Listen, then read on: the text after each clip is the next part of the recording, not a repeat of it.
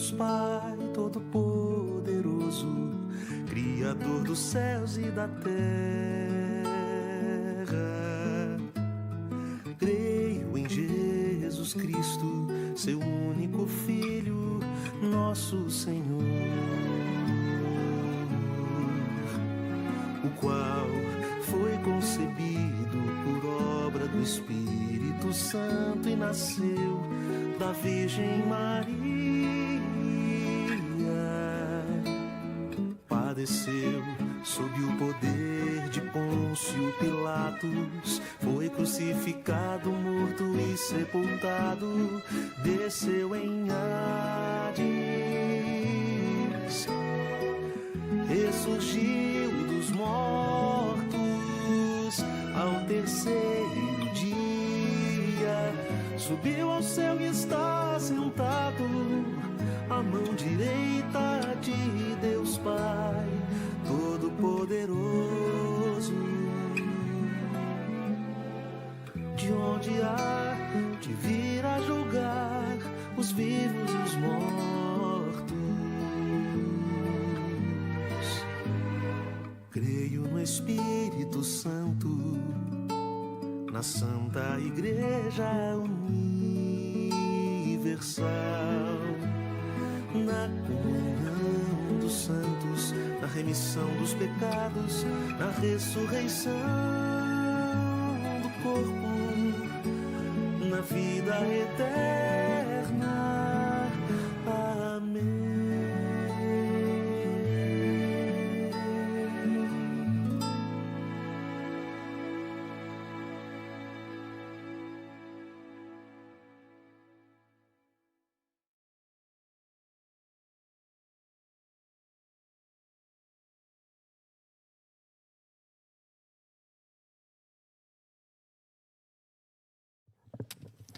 Meus irmãos, eu agradeço a Deus pela vida dos amados, estendo o pedido de oração a todos os pastores congregacionais, aos obreiros que têm essa função pastoral e aos pastores que estão aqui conosco também, o pastor Emanuel, o pastor Jânio, que Deus abençoe cada um de vocês, Deus nos abençoe nessa tarefa tão honrada que é o ministério pastoral. Nesse momento eu convido os irmãos a abrirem as suas Bíblias, o segundo Evangelho de Marcos, capítulo 6.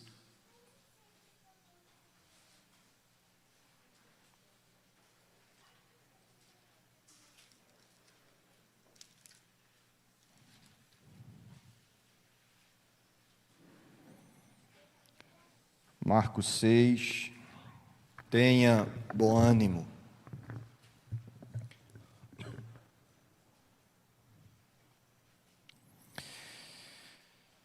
Marcos, capítulo 6, e eu gostaria, amados, de ler apenas o versículo de número 50, a última parte que diz assim: tende bom ânimo, sou eu, não temais.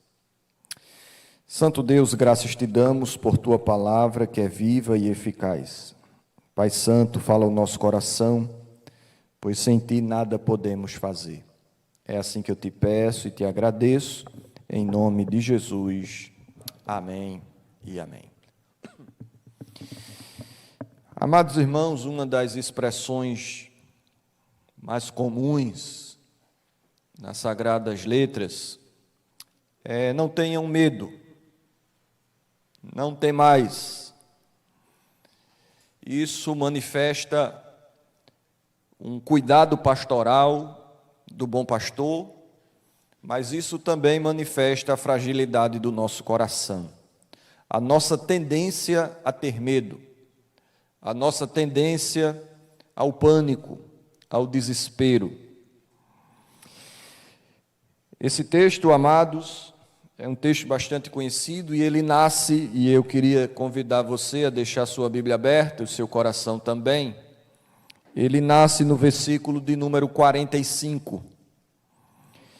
Essas palavras nascem prefaciadas por uma orientação do Senhor, na verdade, uma ordem, onde o Senhor chega para os discípulos, e a Escritura diz que logo a seguir compeliu Jesus os seus discípulos a embarcar. A palavrinha compelir significa ordenar. O Senhor decretou que aqueles discípulos deveriam ir ao barco. Jesus ordenou com que o colégio apostólico fizesse aquela viagem. E, ironicamente, amados irmãos, mesmo diante da plena orientação e submissão dos discípulos, a orientação do Senhor, sobreveio uma tempestade. Para nós é muito difícil entender as tempestades quando tudo vai de acordo com a palavra de Deus. Para nós é muito mais comum e muito mais plausível, enquanto nós andarmos na presença de Deus, Ele nos livrará do laço do passarinheiro e da peste perniciosa. Para nós é muito mais tentador acreditar que enquanto estivermos na presença de Deus, essa presença expelirá qualquer dano, seja na nossa saúde física, sejam problemas familiares ou qualquer outra demanda existencial. Entretanto, esse texto vai nos ensinar que seguir a voz do Senhor não é uma apólice contra sofrimento. A voz de Deus, a orientação de Deus levou os discípulos ao epicentro de uma tempestade. Às vezes Deus faz assim. O óleo derramado na cabeça de Davi, declarando que ele era o novo rei, não eliminou as flechas e as lanças de Saul tentando matá-lo. Pelo contrário, a unção e a escolha de Deus para com Davi levou Davi a se esconder em cavernas e em cavernas. Observa o chamado de Deus ao apóstolo Paulo, capítulo 13 de Atos: separai-me para mim Saulo e Barnabé. E a primeira viagem missionária, numa grande evidência da ação do Espírito, poderia produzir, vai ser uma bênção, vou estar livre de problemas, de dificuldades. Pelo contrário, Paulo chega em Filipos e apanha com varas e é preso. É solto, desce até Tessalônica, e a Escritura diz que em Tessalônica os judeus o invejaram e queriam batê-lo mais uma vez. Ele sai corrido de Tessalônica, vai até Bereia. Chegando em Bereia, mais uma vez, os judeus estão perseguindo, mostrando que servir a Deus também é andar nos corredores da quimioterapia e da radioterapia. Servir a Deus também é trilhar o caminho do sofrimento e desaguar lágrimas dos nossos olhos.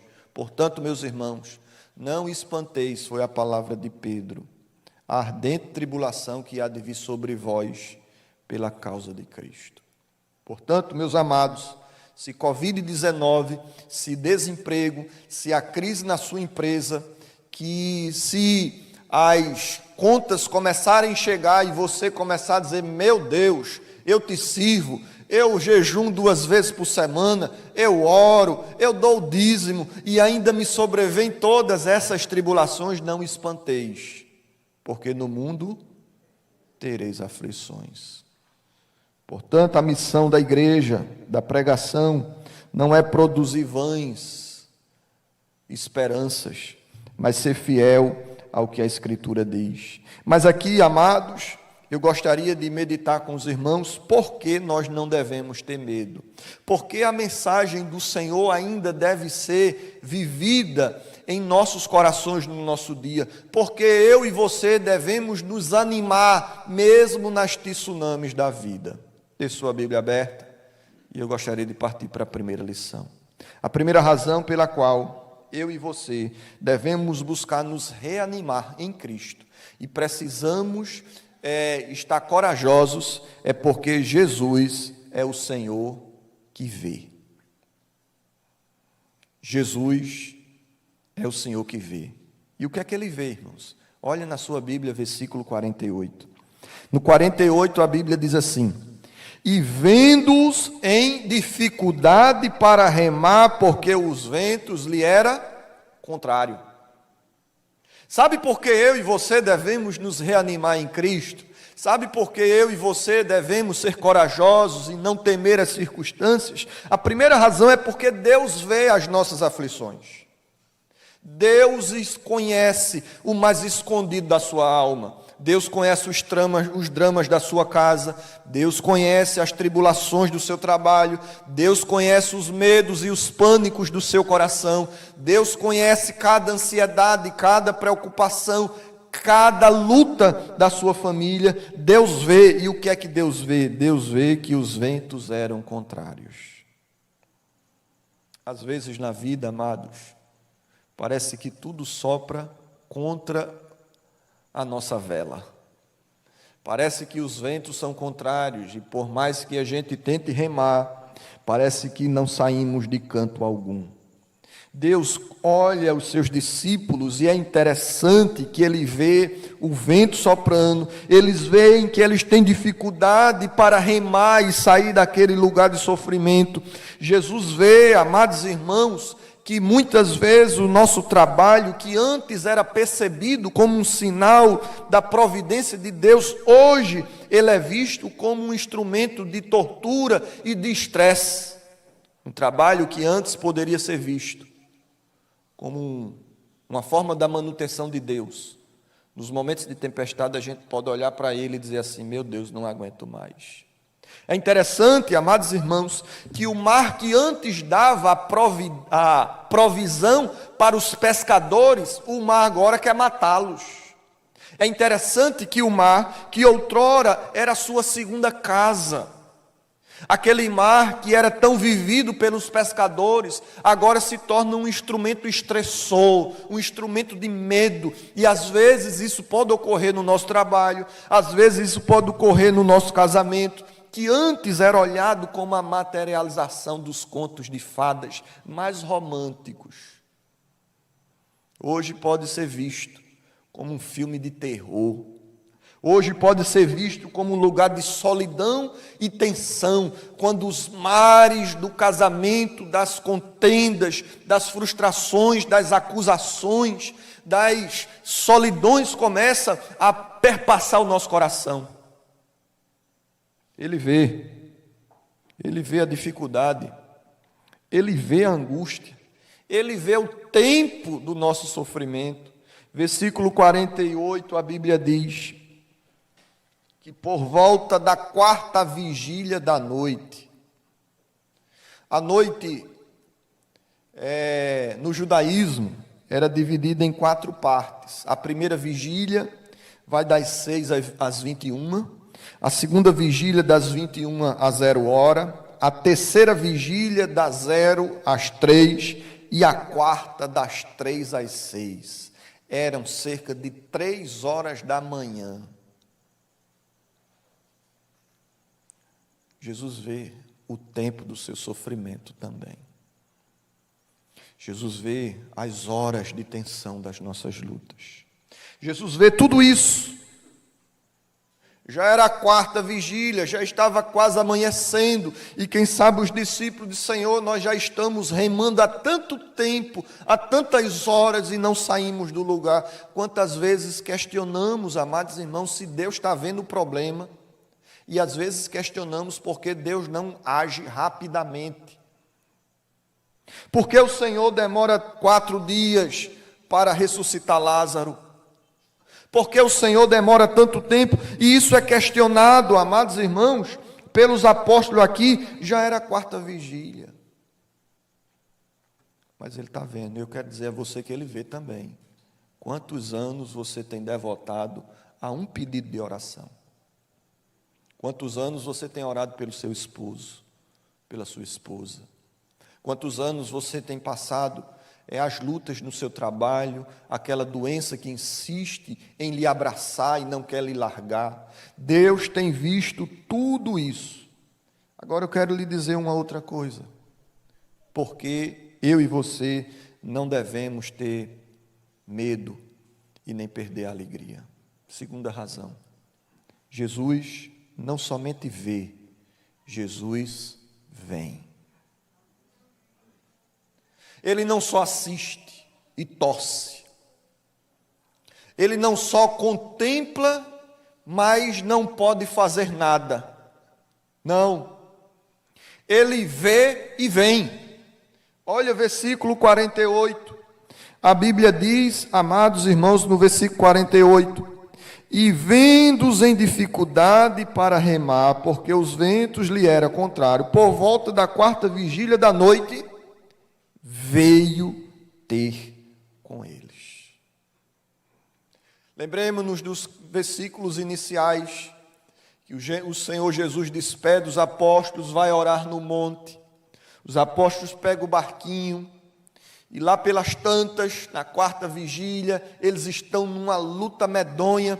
Jesus observa aquele cenário e vem. E eu quero lembrar os irmãos que Jesus vem pela estrada do amor e do cuidado. Jesus, nesse texto, a Escritura não nos ensina que ele veio porque os apóstolos oraram: vem, Senhor. Com isso, amados irmãos, eu quero dizer aos amados que Deus se preocupa com você, quer você ore ou não. Com isso eu quero dizer a você que às vezes na hora da luta, nem força para orar nós temos, mas não é por conta disso que ele deixa de vir. Um grande pregador chamado J.C. Ryle, ele disse: Jesus Cristo não é apenas o Filho de Deus poderoso para salvar, mas o Filho do homem capaz de sentir. Ele viu, ele sentiu aquelas lutas e aquelas dificuldades. William Hendricks escreveu: Jesus preocupa-se com o sofrimento dos seus amigos. Jesus não vem através da oração, muito embora a oração seja um recurso de Deus importantíssimo, indispensável da nossa aproximação com Ele. Jesus vem porque Ele é pastor, e não coagido pela oração, não estartado pela oração. Ele vem, amados irmãos, porque Ele ama o seu rebanho. Ele vem porque, à luz de Salmo 28, versículo 7, a Bíblia diz: o Senhor é a minha força e o meu escudo, nele o meu coração confia. Salmo 37, versículo 18, o Senhor cuida da vida dos íntegros. Salmo 145, versículo 20, o Senhor cuida dos que o amam. Jesus vem, e Ele vem também na sua causa e nas suas tribulações. Jesus vem, amados irmãos, e Ele vem de forma majestosa. Ele não pega um barquinho nas carreiras para acompanhar. Ele não pega um jato. Ele vem triunfantemente por sobre as águas. Isso aqui é lindo, irmãos. Jesus vem demonstrando a sua soberania. Sabe por quê? Porque a criação está debaixo dos seus pés. Esse texto é uma evidência clara para os discípulos daquela época e para os discípulos que aqui estão e todos aqueles que nos assistem, que a criação está debaixo dos seus pés. O macro e o microcosmo são seus súditos. O sol e a lua são seus servos. O microcosmo, os vírus e as bactérias são seus ministros. Nós precisamos entender que Cristo vem de forma majestosa por sobre as águas, mostrando a sua total soberania sobre todas as coisas. Você entende isso? Ele governa a lua, o sol, os vírus e as bactérias. Ele vem de forma triunfante, ele não vem para lutar, ele vem para manifestar a sua vitória. E assim como ele veio majestosamente para os discípulos, ele virá uma segunda vez em glória, como um relâmpago que sai do Oriente e se mostra no Ocidente. Ele virá em glória, rasgando as nuvens, ladeado com seus santos anjos, e nós veremos a sua vinda gloriosa. Não mais para uma manjedoura, não mais para ser rejeitado pelos belemitas, não mais para ser perseguido pela política, não mais para ser cuspido pelos seus carrascos. Ele virá com poder e grande glória e julgará vivos e mortos segundo o poder que nele opera. Ele vem, e ele vem pisando os nossos piores problemas. Isso aqui é lindo, irmãos, porque aquilo que para a gente é um inimigo invencível, aquilo que para nós é um inimigo intransponível, ele vem sobre, ele vem pisando. Em 2005, o furacão Katrina, de magnitude 3, matou quase 2.000 pessoas, deixando um prejuízo de 2 bilhões de dólares. Em 2012, o furacão Sandy deixou um prejuízo para os Estados Unidos de 68 bilhões de dólares e devastou Jamaica, Cuba, Bahamas, Haiti, República Dominicana e deixou dezenas de mortos. Todas essas tempestades, imagine esta, Jesus vindo por sobre elas. Aquilo que é incontrolável aos homens, quem pode dizer, mar e vento, aquieta-te, há um tsunami? Quem poderia dizer ao furacão Alley, de 2017, que devastou o Texas, deixando quase 70 mortos, dizer, para aí, imagina alguém vindo andando por cima. Isso aos homens é impossível, mas a Deus tudo é possível, porque Ele tem todas as coisas debaixo do seu controle. Ele vem, amados irmãos, e vem na hora certa. Se Ele chegou na 4ª vigília, não foi na primeira nem na segunda, Ele tem uma razão de ser. Havia um sentido. Deus queria matricular os seus discípulos na escola da fé. Eles precisavam daquele teste, eles precisavam daquela experiência, eles precisavam daquele momento para amadurecimento da fé, de que o Deus que eles estariam dispostos a morrer amanhã por uma lança, decapitados, ou por uma cruz, era o Deus Todo-Poderoso, e baseado nisso eles dizem, olha, nós vimos a pregação, nós vimos os seus milagres, e porque a gente viu isso, nós não vamos nos calar. Você precisa ver também, e confiar também, pois o tempo está nas mãos dele. Talvez para você, Deus está tardando na providência. Talvez para você, o Senhor está sendo lento no cuidado. Mas eu quero dizer a você que não. Ele vem majestoso, mas Ele vem também no tempo certo. Deus tem um tempo, irmãos, o cronômetro em suas mãos. Em Gênesis capítulo 18, versículo 14, o anjo chega e dá a notícia a Sara e diz, olha, eu vou vir daqui a 1 ano.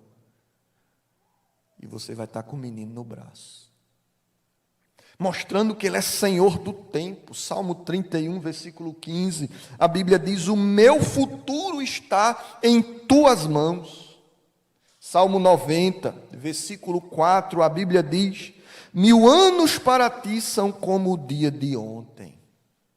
Deus tem o futuro, o presente, o passado em suas mãos.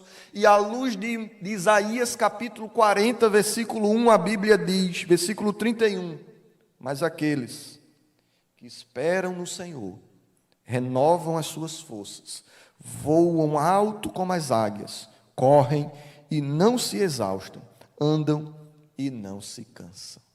Espere no Senhor. Ele vem, mas Ele vem no tempo dEle. Aqui, amados irmãos, nós aprendemos que Deus faz da tempestade a sua estrada. Ele abre estrada onde não tem estrada e abre portas aonde não tem portas. E nós precisamos acreditar nisso. O coração daquele que você quer debruçado diante do altar está nas mãos dele, e operando o Senhor, quem impedirá? Nós precisamos entender isso. Terceira lição desse texto. Jesus vê, Jesus vem, e Jesus é aquele que nos anima. Versículo 50, olhe para a sua Bíblia, por favor. Pois todos ficaram aterrados à vista dele, mas logo lhe falou e disse: tende bom ânimo, sou eu, não temais.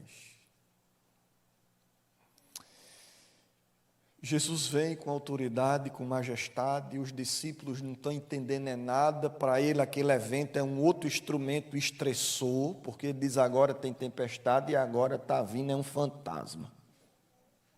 Quanto mais eu oro, mais assombração aparece. E aí Cristo vem e primeiro acalma o coração, depois a tempestade. Jesus não fala primeiro a tempestade. Jesus não chega primeiro ao vento e ao mar e diz: acalma-te e emudece, porque Jesus vê uma tempestade muito maior. Jesus vê uma tsunami muito mais perigosa. Jesus observa um drama que é muito mais elevado do que aquela tempestade, que é o coração dos seus discípulos. Meus amados, alguns dos nossos dramas são maiores do que as circunstâncias que são produzidas por ele.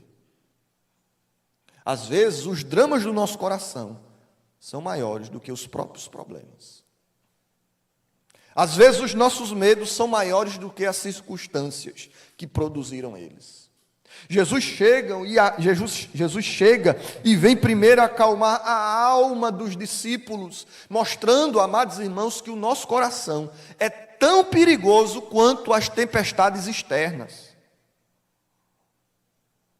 Jesus chega para eles e diz para eles: se animem,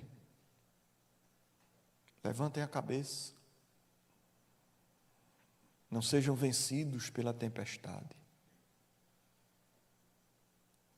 Se reanimem. Tenham bom ânimo. Não tenha medo. Sou eu.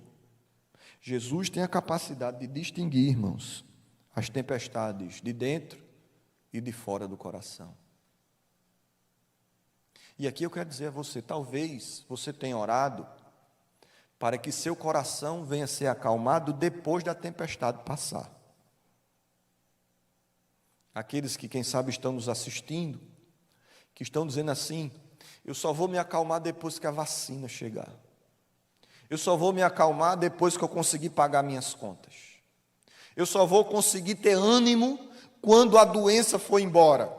Eu só vou conseguir perder o medo quando os meus estiverem fora do hospital. Eu só vou conseguir descansar quando a tempestade acalmar. E aí Jesus fala ao coração e diz: eu quero primeiro acalmar o seu coração, porque é dele que procede todas as coisas. Perceba que Daniel, ele poderia ter um problemão do lado de fora, mas não dentro.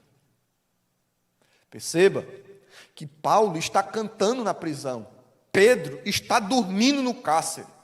Perceba que Sadraque, Mesaque e Abednego estão passeando na fornalha, porque lá fora tem tsunami, lá fora tem tempestade, e é possível ter do lado de fora uma ventania extraordinária, enquanto o nosso coração está em paz. Essa paz que eu sinto em minha alma, não é porque tudo em mim vai bem. Essa paz que eu sinto em minha alma, é porque eu amo ao meu Senhor. Jesus vem para animar, para encorajar os seus discípulos, e vem primeiro anunciando aos seus corações. Olha o que é que o texto diz: sou eu, não tenham medo. E subiu para o barco, para estar com eles, e o vento cessou. Jesus opera, irmãos, de forma multiforme. Na outra situação ele fala ao vento, agora ele só chega perto. Não bitole a ação de Deus. Deus tem uma forma peculiar para agir nas suas demandas. Deus tem uma forma privada, personalizada, segundo as suas necessidades, para atuar segundo o poder que nele opera. Talvez você não precise de um aumento no seu contra-cheque, pagar a conta. Talvez o que você está precisando não é uma tempestade se acalmar. O que você está precisando é o seu coração estar calmo. E aqui, amados, eu gostaria de concluir esse sermão com 2 lições finais. A primeira delas, ore para não confundir o pastoreio de Jesus com os assombros dos fantasmas. Primeira lição, ore para que Deus lhe dê discernimento, para que você possa distinguir Jesus de um fantasma. Jesus vem majestoso, em glória, soberanamente.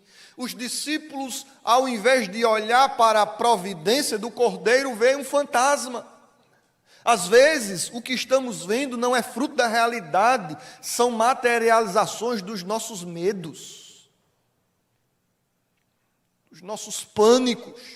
Estamos vendo, como dizem os mais antigos, chifre em cabeça de cavalo, e esses chifres em cabeça de cavalo são materializações dos nossos medos. Os discípulos não dizem assim, glória a Deus, ele veio.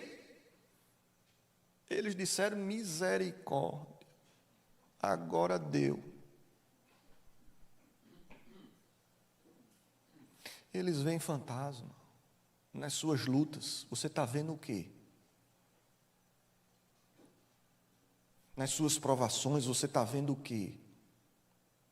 Ore e diga, Senhor, me dá discernimento, para que eu não venha olhar a tua providência e achar que é Satanás, para que eu não venha achar que o Senhor está agindo e venha tributar as coisas dessa vida. Senhor, me dá discernimento, para que também as bandejas de Satanás eu não venha interpretar como se fosse dádivas celestiais.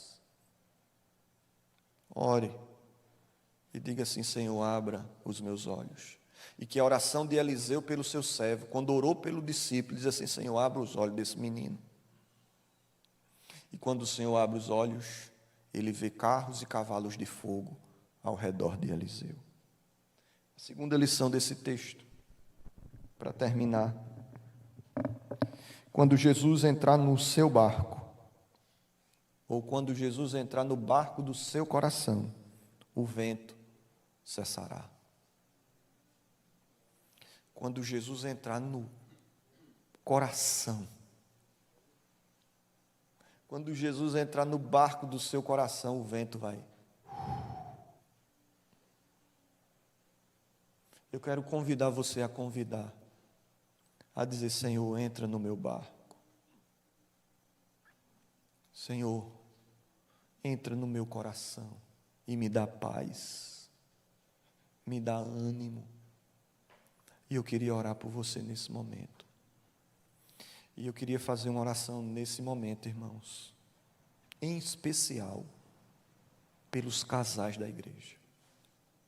Eu quero orar pelo seu casamento. Covid-19 tem trazido muitas comorbidades,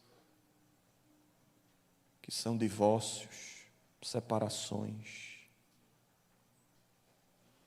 e que tem produzido distanciamento dentro dos lares, brigas, acusações, flechas. E eu quero orar pelo seu casamento nesse momento, para que o Senhor Jesus venha entrar na sua vida, no nome de Jesus. Então eu queria pedir a todos os casais, fiquem de pé, por favor. Se você está longe da sua esposa, chega perto dela. O distanciamento não é para vocês, tá certo?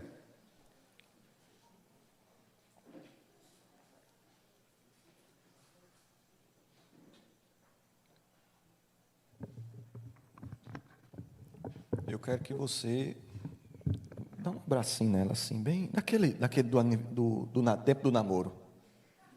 Tá? Chega perto dela. E eu quero orar por vocês.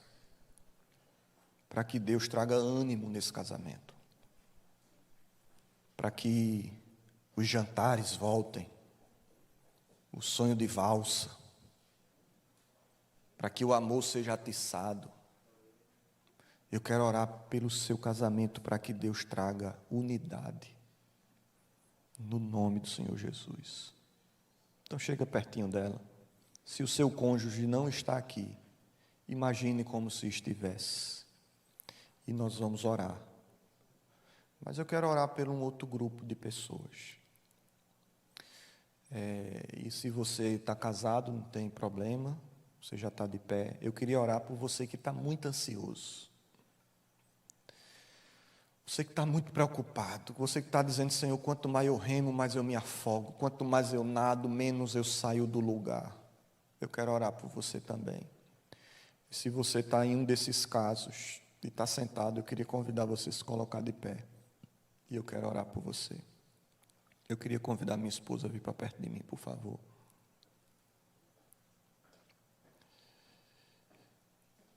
E eu queria orar, irmãos, para que Deus esteja nos dando esse ânimo e essa paz no nome do Senhor Jesus. Então feche seus olhos. Santo Deus, aqui estão, Senhor, casais que fizeram um juramento diante do teu altar.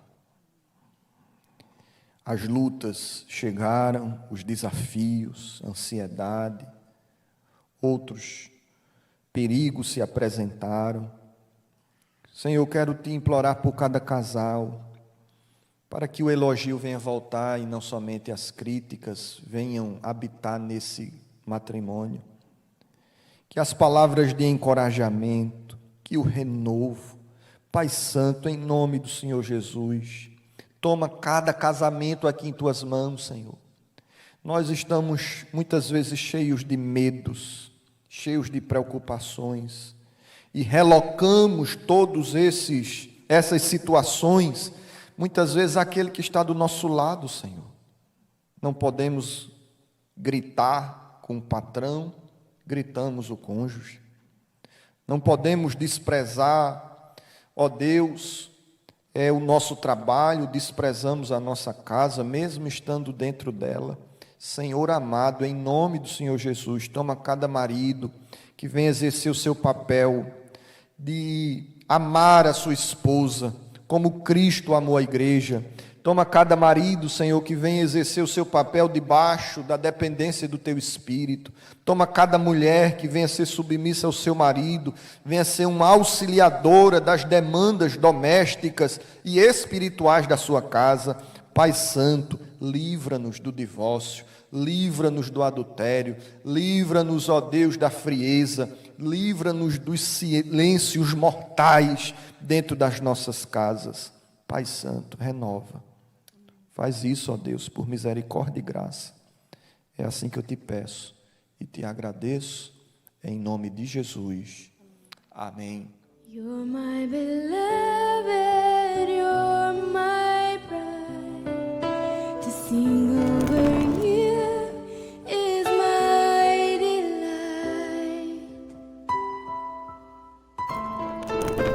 Come away with me, my love.